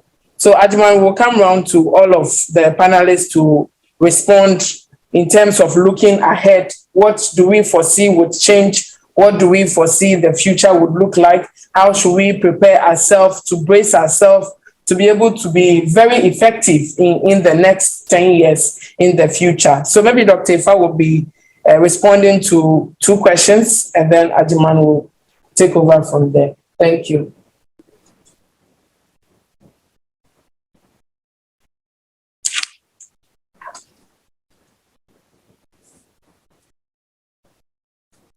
Hello, Doc. Okay. Let me thank you, Felicia, and my colleagues for the compliments. Now I am humbled, but now I know that we have the next generation of people who will take over from us through the discussions. But for the pre-COVID, I mean, all of us are familiar with pre-COVID. And my colleagues have mentioned the need for ICT infrastructure. It's so key that I have suggested that universities should now be establishing teaching technology-enhanced learning centers, so they can equip both students and staff with the skills that enable us to function post-COVID, the hybrid system, face-to-face as well as online. COVID has taught us to even look at the kind of physical infrastructure that we have on our campuses.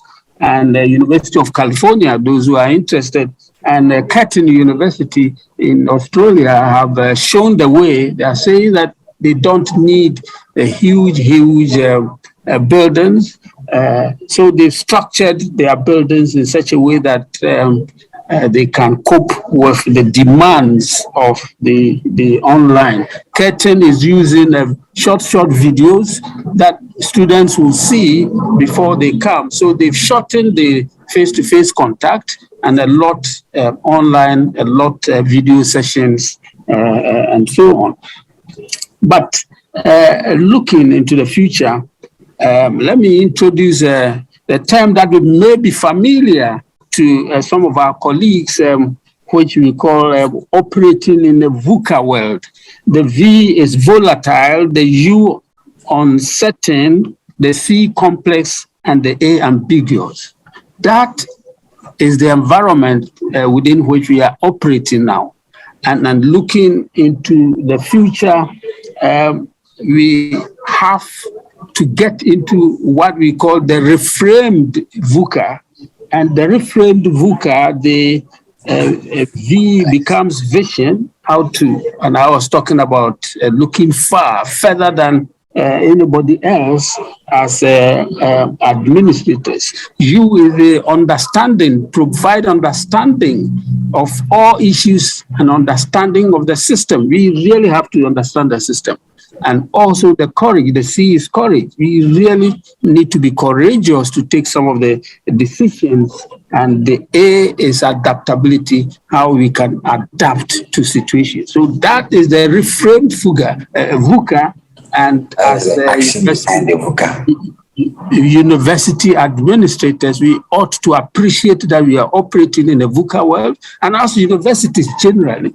And that is what is going to drive us into the future. We need to have the vision to understand the system, to be courageous, and to adapt to changing circumstances.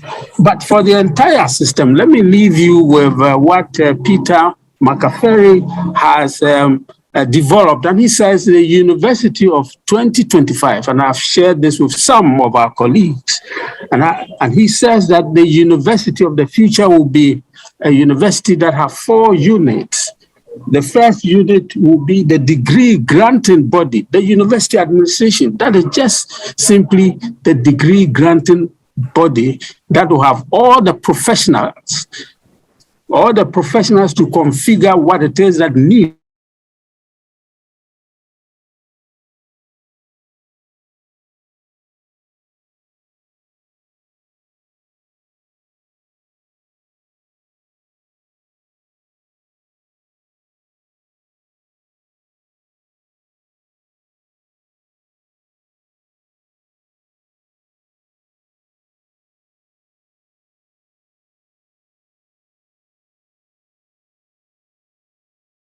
And you have to do that.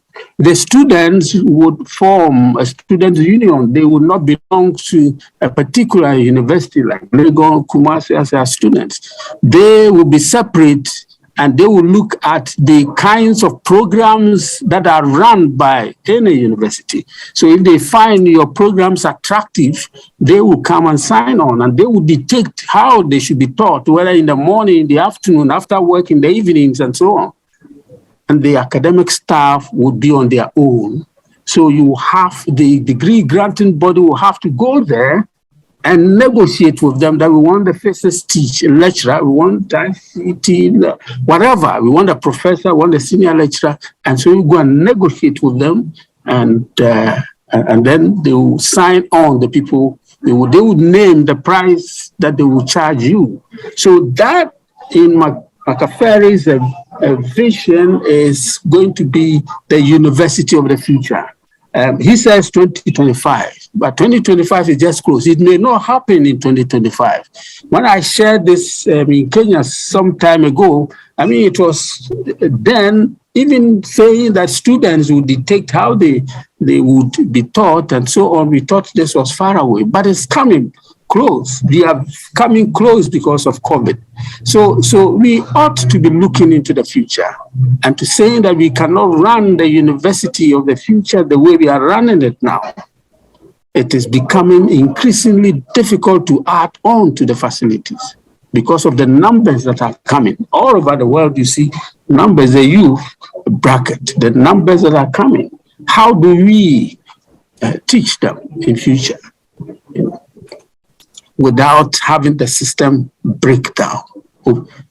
Some of the facilities have been used to their limits. They've been overstretched to their limits. So it is something that we ought to be looking into the future. What do we teach them?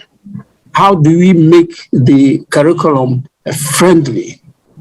Somebody has said a la carte in higher education that you come to a university and you say, I want to do engineering and swimming. So it's possible to combine those things. We ought to be very flexible in ensuring that looking into the future, we are able to lay on programs that attract our students. And there will continue to be differentiation, that those whose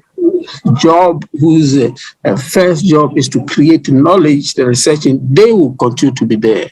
How should they structure themselves so that there would be flexibility? And all the other types I've mentioned about would be there. But we ought to be engaged in serious discussion with all the stakeholders in education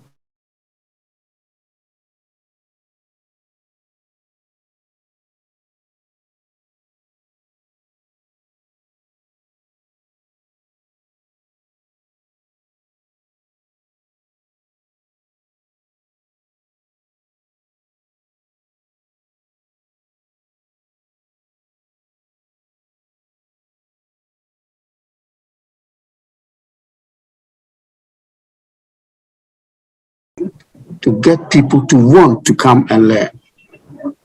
How are we? What do we do with the current facilities to make them such that they can adapt to the changing conditions? It has to be done.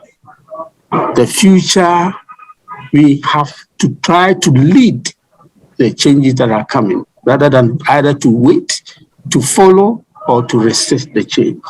The changes will come, and we have to appreciate that our responsibility as leaders of higher education is to try and lead the change so that when it comes, we will be comfortable adapting to the changes.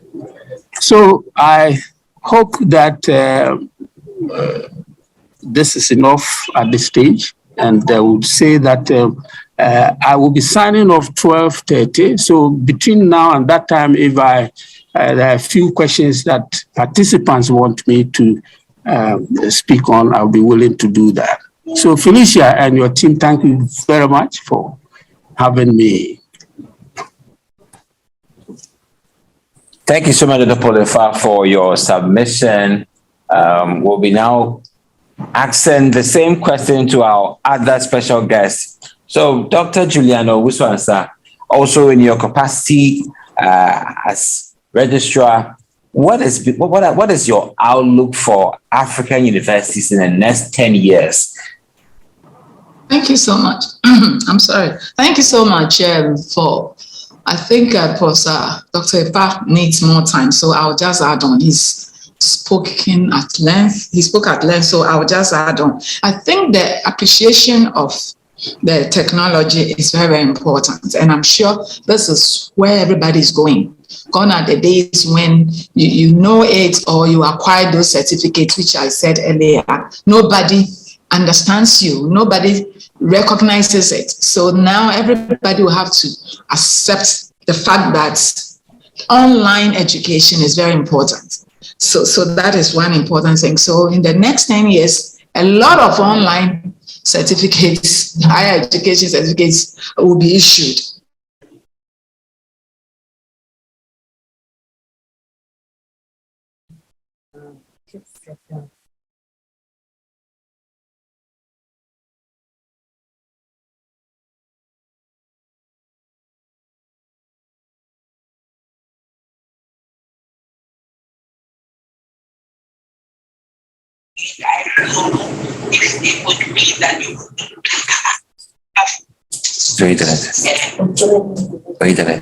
To look.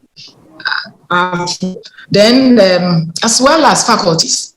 So if you don't love teaching with this technology, you don't get on board the e-learning system, you will definitely not have a job in the next 10 years. Because now submission of results taken, once Dr. Fa has mentioned, once we are taking exams online, then the results will definitely be online. People will mark it quickly, and then we are going to have results being published as soon as possible. Then again, we can also talk about meetings can also be frequent, because people know that once we can be online and then do the same job, then it's important for us to move that direction.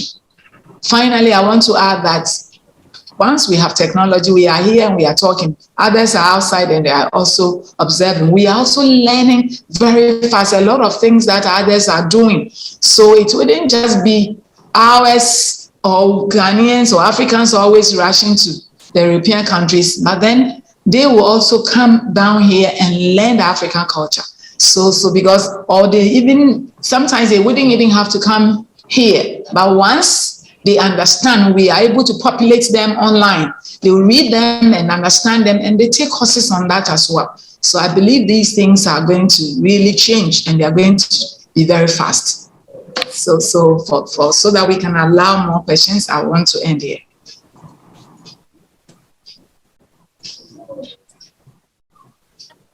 Hello. Yeah, thank you very much. Thank you so much for your submission.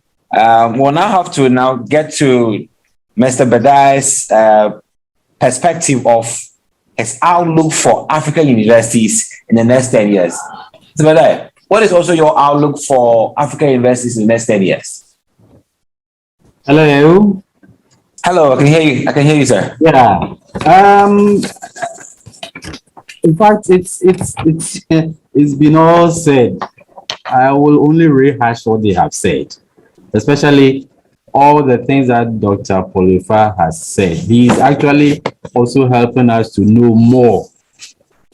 It brings to mind what used to be called the Bologna University system. In those days, you know, universities started over 800 years ago in Bologna at the time where there were no structures, physical structures, there were no classrooms.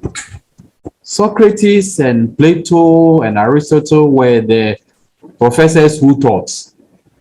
And they taught and taught and taught and taught. When the students got filled with knowledge, they could tell the professor that they were okay. That ended the session of the university. I'm only seeing something, even though not exactly, things that may take us a little closer to what used to be there. At that time, students had a lot of authority over the university. And that is what Doctor has said, that it is coming a time when we no longer will be the people who will dictate the pace. Students may tell us what they want, and we will have to give them. Of course, give them what is relevant, but they will direct us as to what they want. So I'm thinking that, as Dr. Owusu-Ansah has also said, knowledge in technology is going to drive the university in the next decade. Great. The admission requirements, for example, also will no longer, in my view, become fixed. That if, for example, I didn't read science, then I cannot read engineering or medicine or pharmacy. It is coming already in our system in Ghana here, that people who read the arts can take some refresher course, I think a year or something. It's in the TVET structure. And if they are found to be good, they can easily shift on to the other side, engineering, medicine, and so on and so forth. So things are going to be more flexible than we see them today. That's how I see universities coming up in the next decade. I cannot imagine how I could have read science. I, who didn't read science, would be reading medicine. I was not so strong in the sciences. But if it is coming a time where you can easily shift, so things are going to be more flexible, people are going to be able to have access to education the more, and of course, knowledge will also increase. This is how I see us going in the next decade. Splendid. Thank you so much, our special guest. And at this moment, we want to pick questions from our audience, and then we'll just direct them to any of you who they want to direct it to. So the first one is Jonathan Kwame Ledi. Jonathan, let's hear your question, Jonathan. What do you have for our guests, our speakers?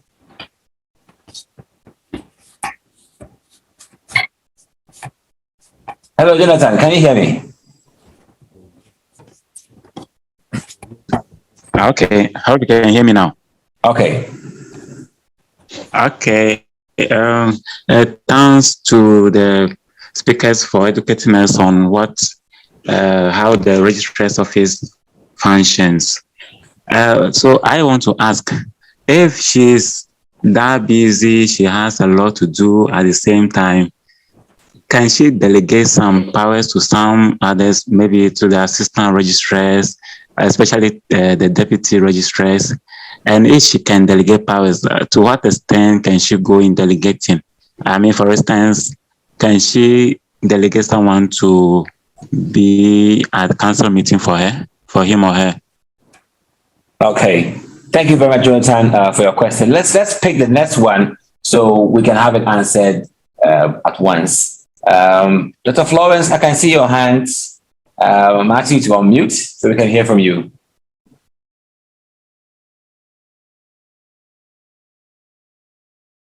Dr. Florence, can you hear me?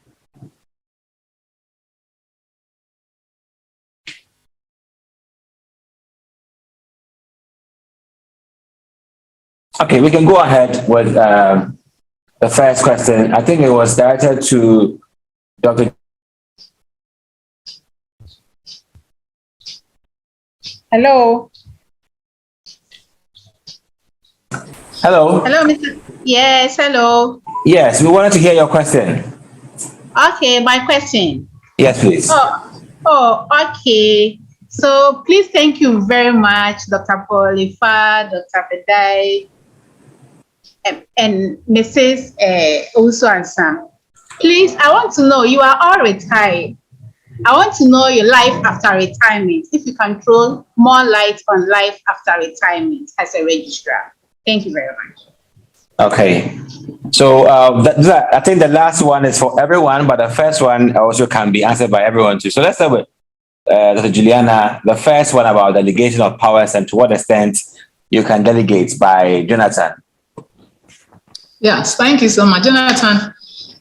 From our presentations, we said now the doors are opened and you are one person, but you are working with a team of staff. And I did mention the various ranks. So you can work with them. You can delegate some of the things to them. And it can be almost everything, provided the confidentiality is there, especially when it comes to certain matters that concerns another person, maybe another faculty, a student, or even a staff. That you know very well, you don't need to leak that information out until the person is called in or written to. So whoever you are going to delegate whatever you're doing with must also have that professionalism, work with professionalism, must also understand how the work goes, must also understand that he must be able to keep secrets or keep his lips or mouth shut on certain things. So you can't do it all. You work well with them as a team. You teach them. I call something, or there's something called succession planning. It's very, very important because there's succession planning. That's why you need to always be working with a team or be working with somebody so that in your absence, not just when you are exiting, like on the retirement, but when you are indisposed, you've traveled, you are unable to come to work, somebody can work. The work must go on. Life must go on. So delegation, it's inevitable. You need to work with somebody. Teach the person your work.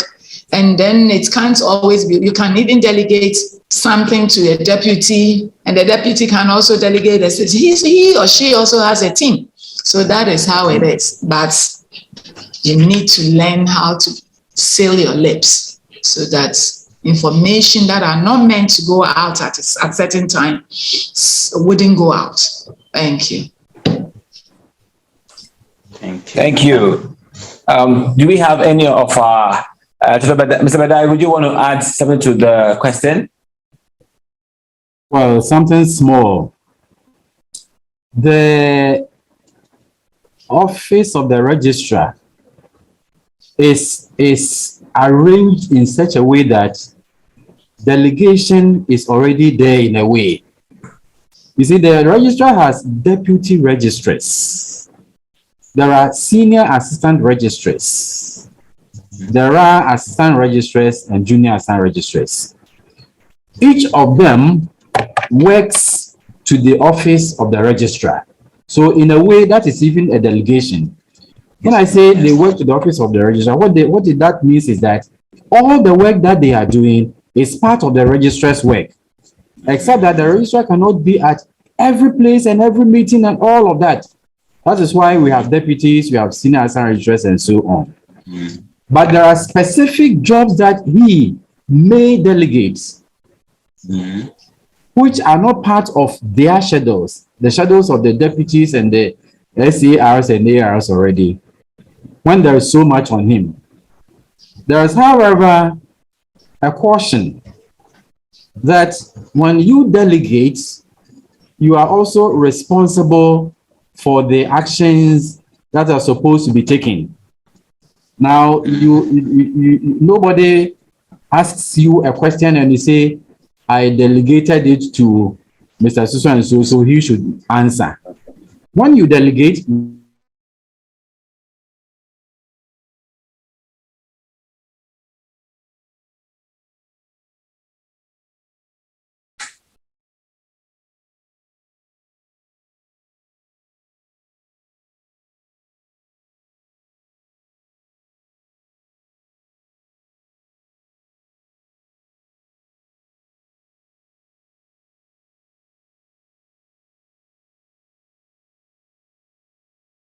fast enough to give me his minute very quickly, a day or two after a meeting, I would sit overnight and go through it.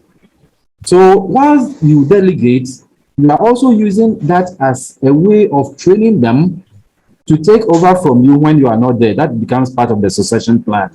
So delegate, but don't shirk responsibility on what you have delegated, because you are responsible for everything in the office of the registrar, including the office of the deputy registrars, senior assistant registrars, and everybody who works in the registrar's office. That's why I said they all work to the office of the registrar. So you should be delegate, that you can delegate. And indeed, you must delegate, but you must also have time to supervise so that what comes out of it will become good for you. And then it will also help the subordinates to be able to rise up to the occasion. Right.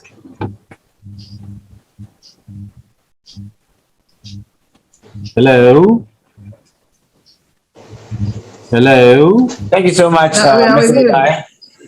Thank you so much for your submission. We want to ask if Dr. Polefa is also willing to add to the question. We'll take the very final one, which Dr. Florence asked about life after being a registrar. How is life like now, and how are you coping? So if Dr. Polefa will want to come in, we'll do that, and then we'll ask the final question. That's followed by Dr. Ploke, and then we'll bring it to an end. Delegation, I will not add the issue of delegation. I think it's been answered well, exhaustively. Life after retirement, I continue to exercise my brain, and I also suspect that I have passed one acid test of leadership, that if you leave an organization, whether or not, you'll be able to go back and be accepted by the people. At least I know that I was invited to give a convocation lecture, 25 years of the university. So I went there, and they also honored me. So I suspect that I passed that acid test. But, Mr. Amegashi has said that you have to brighten the sunset of your life. So if you retire, that's not the end. Do what you enjoy, and just that you do everything in moderation. Well, I don't think that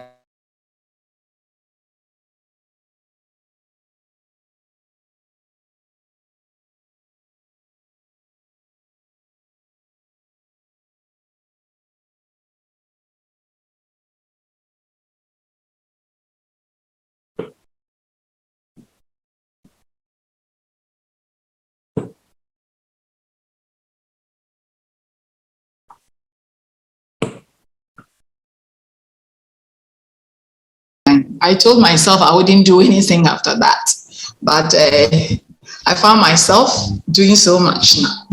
I was there when I was called by the founder of AUCC to support the administration, and so I am the registrar currently of AUCC, African University College of Communications. I also serve as a council member to UCOMS, the University College of Management Studies. I'm also an external assessor to some universities' promotion, administrative staff promotions, GIMPA, CSIR, and some other universities. Aside that, my husband and I also work together, put some few things together to run a hotel, which a small hotel as cute as myself. So these are some of the things that we've been doing.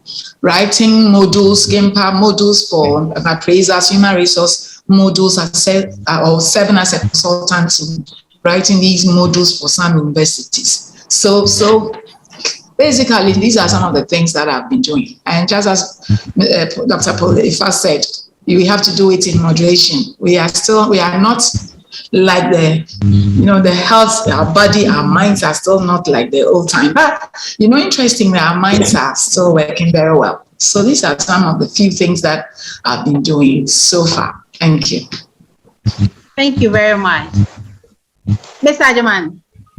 Okay, whilst we are waiting for the moderators, Mr. Bidai, please, can you also share some light on your life after retirement? Right.